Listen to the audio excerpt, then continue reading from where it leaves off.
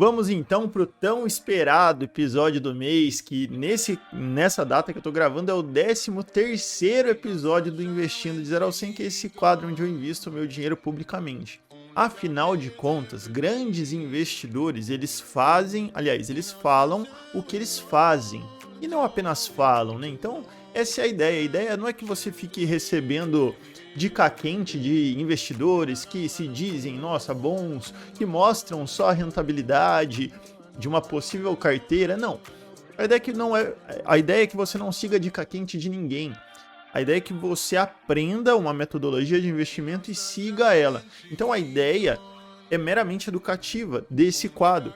É justamente que você consiga entender a lógica, como um investidor profissional pensa para poder investir os seus ativos, até mesmo porque a sua realidade é muito diferente da minha. Você pode ter muito mais dinheiro do que eu ou muito menos dinheiro do que eu. Você pode ter 3 filhos, eu sou um cara casado, né? Eu moro com a minha noiva já faz um tempo, mas a minha vida é completamente diferente da sua. Então, por favor, não siga cegamente o que eu tô falando aqui. Isso aqui não é uma indicação de compra, é apenas para que você se norteie com estratégias de um investidor, beleza?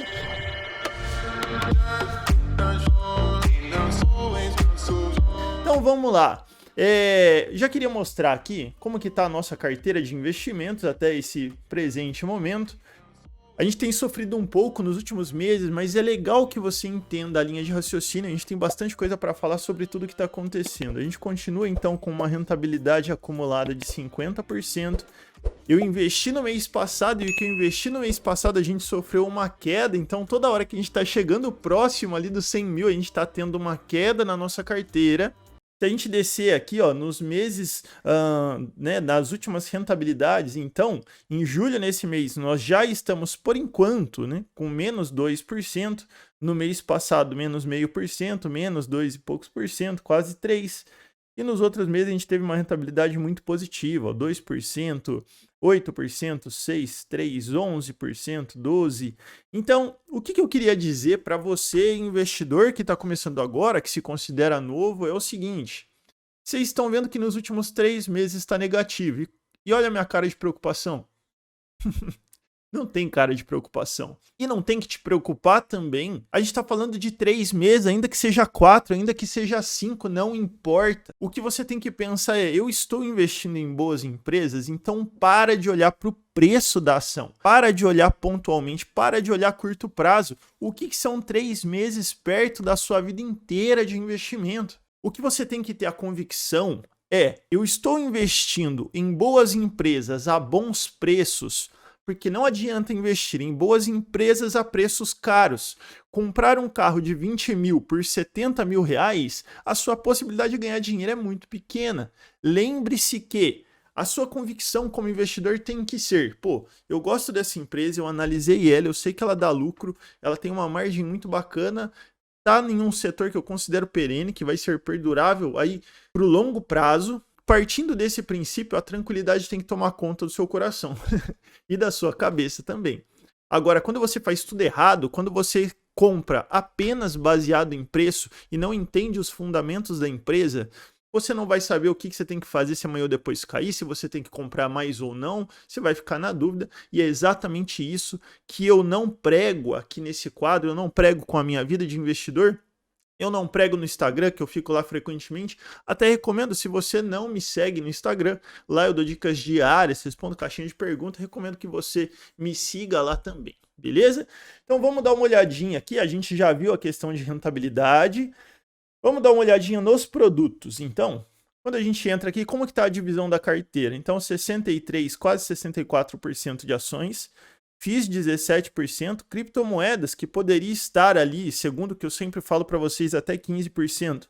Como o Bitcoin tem caído, então a gente está um pouco abaixo ali do ideal. E o nosso caixa, beleza, a gente poderia até aumentar, mas não está completamente fora daquilo que eu espero, né? Que é ter uma quantidade relevante ali de, pelo menos de 10%, às vezes até 15%, para poder aproveitar grandes oportunidades. E aí aqui, ó, quando a gente olha nas ações especificamente, quais ativos que a gente tem na carteira que está em queda. Então, HSML, mas por outro lado, a gente ainda está com 190% de rentabilidade em Bitcoin, Wells Fargo 30%.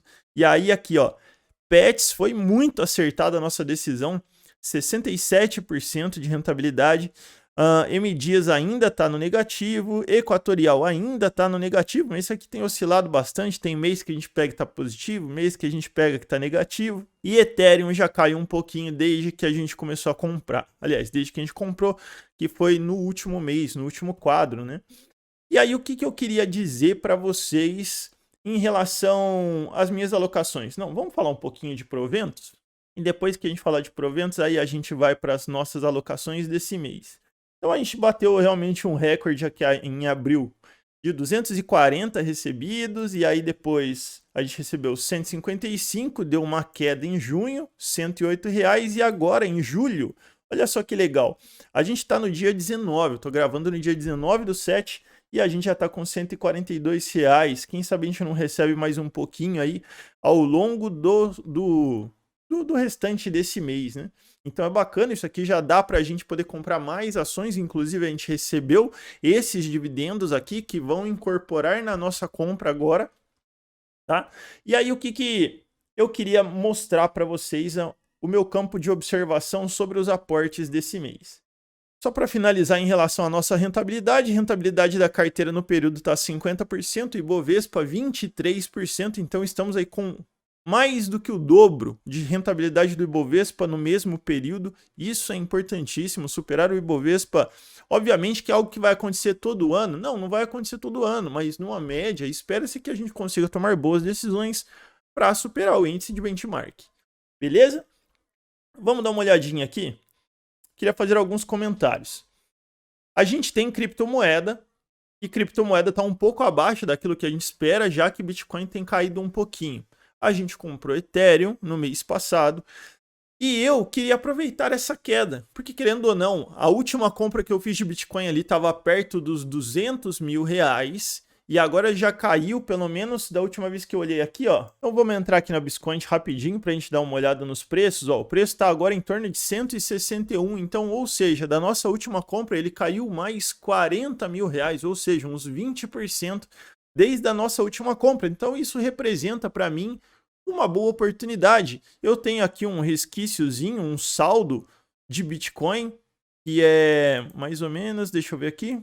Aqui, ó, ainda tem um saldo de R$2.360, então eu vou comprar uns R$2.000 de Bitcoin, já que caiu desde a nossa última compra. Eu estou um pouquinho abaixo do percentual que eu gostaria de ter, que é até 15%.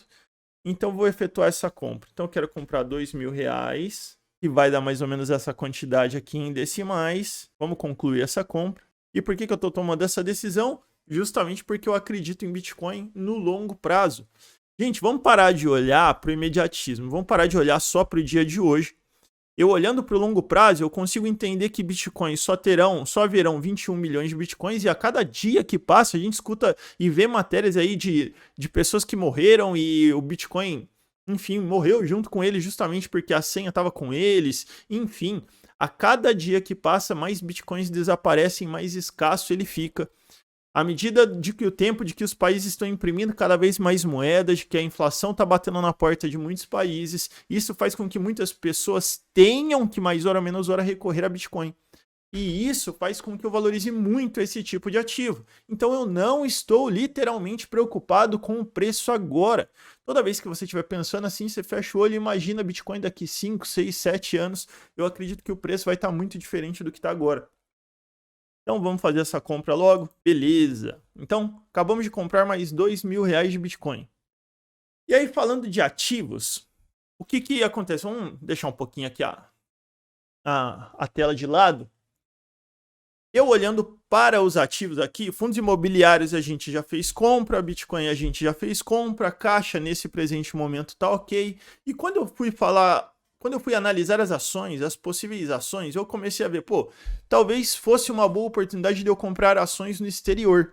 Só que eu, Eduardo, limitado que sou, não consigo analisar todas as empresas, principalmente dos Estados Unidos, porque são inúmeras empresas. E nas empresas principais que eu costumo olhar, eu não enxerguei uma boa oportunidade de compra, enxerguei que elas estão relativamente caras, ou pelo menos elas não estão descontadas, ou seja, é como se eu não estivesse comprando abaixo da tabela. Então, se eu enxergasse uma boa oportunidade de compra nos Estados Unidos agora, eu compraria, mas eu não consegui enxergar. Pode ser que você conheça uma empresa que eu não conheço, que esteja descontada, que seja boa, mas eu não consegui achar.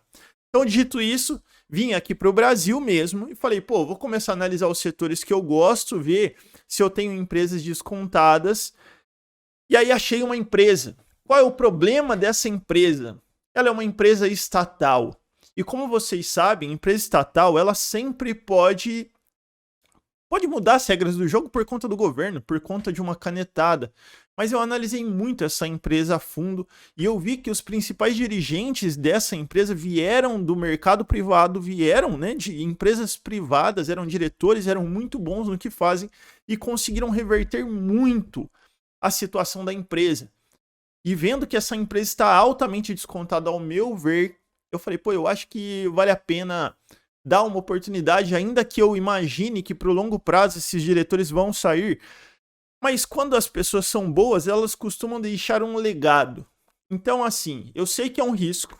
Investir em empresas estatais é sempre um risco. Mas levando em consideração que esse setor é um setor perene que vai perdurar por muitos anos, seja lá de qual forma for, eu acredito que vale a pena investir nessa empresa. E qual que seria essa empresa? Copel. Copel é uma empresa de energia aí no Brasil. Só para vocês terem uma ideia, eu anotei aqui alguns dados. Ela está entre as 50 maiores empresas do Brasil. Ela está entre as 50 maiores empresas do Brasil. Então ela tem geração, transmissão, ela atua, né, na geração, na transmissão, na distribuição. Ela tem também uma parte, cerca de 15% da sua receita hoje, na parte eólica. E recentemente, olha só que legal, tem algumas empresas que são as maiores do mundo, que elas são pagas para avaliarem o grau de risco das empresas listadas em bolsa de valores.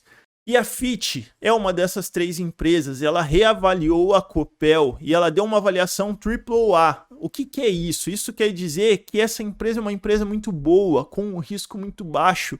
Então isso me deixou ainda mais satisfeito quando eu olhei para a Copel.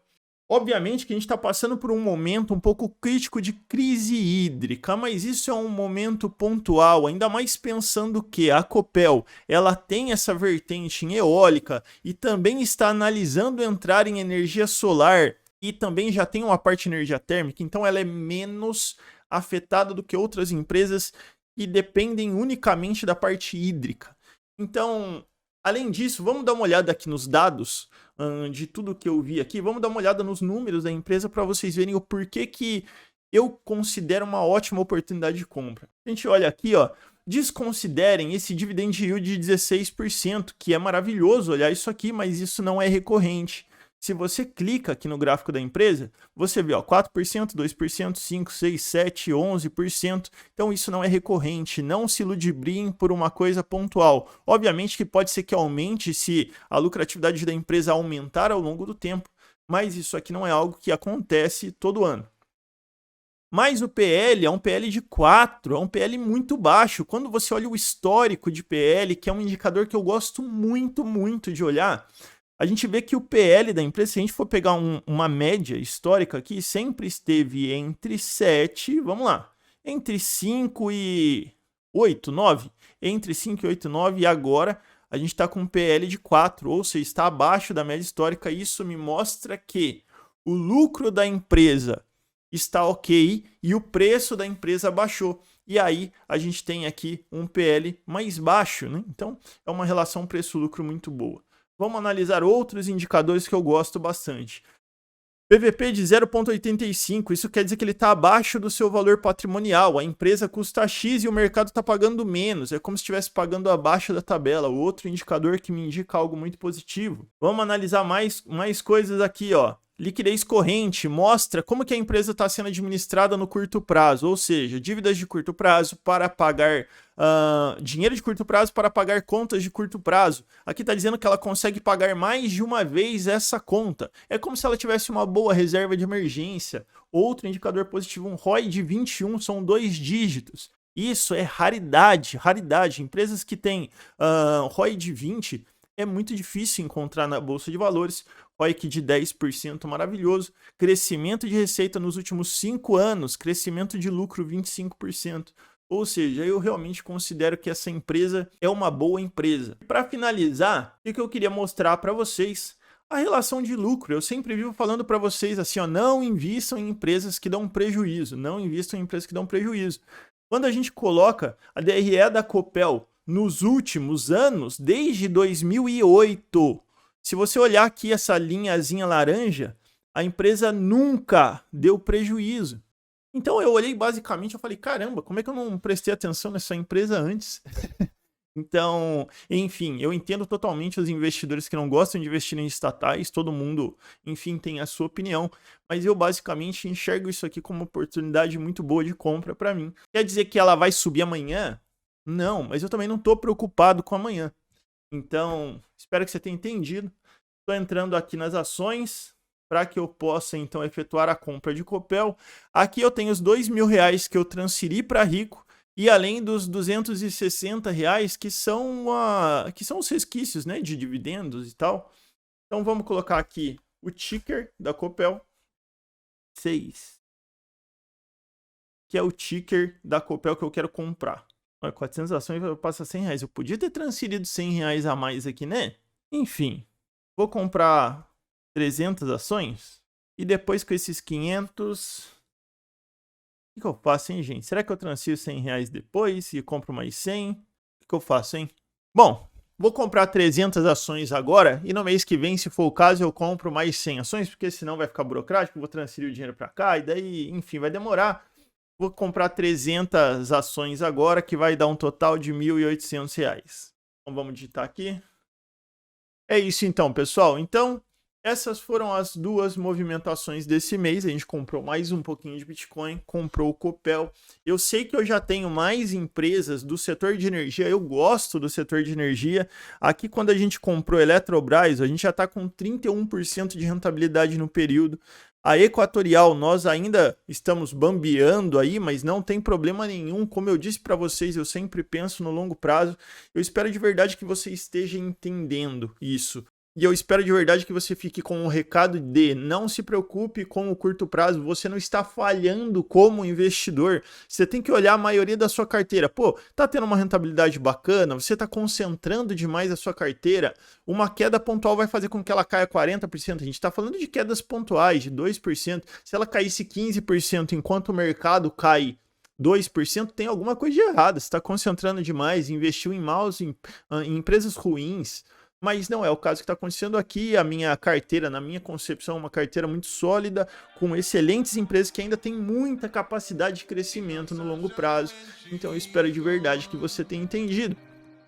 E aí, o que você está achando do quadro até agora? Eu tô percebendo que vocês estão vendo e vocês não estão comentando aqui embaixo. Então, pô, por favor, comenta aqui embaixo se vocês estão gostando das decisões, se vocês concordam, discordam. Isso é importante para mim, poder dialogar com vocês. Recomendo você que talvez não viu o quadro inteiro, que você veja os outros episódios. Você vai entender toda a linha de raciocínio ao longo dos episódios de o que eu tô fazendo na minha carteira e o porquê que eu tô fazendo isso. Beleza? Então espero que você tenha gostado e eu vejo você no próximo vídeo. Grande abraço!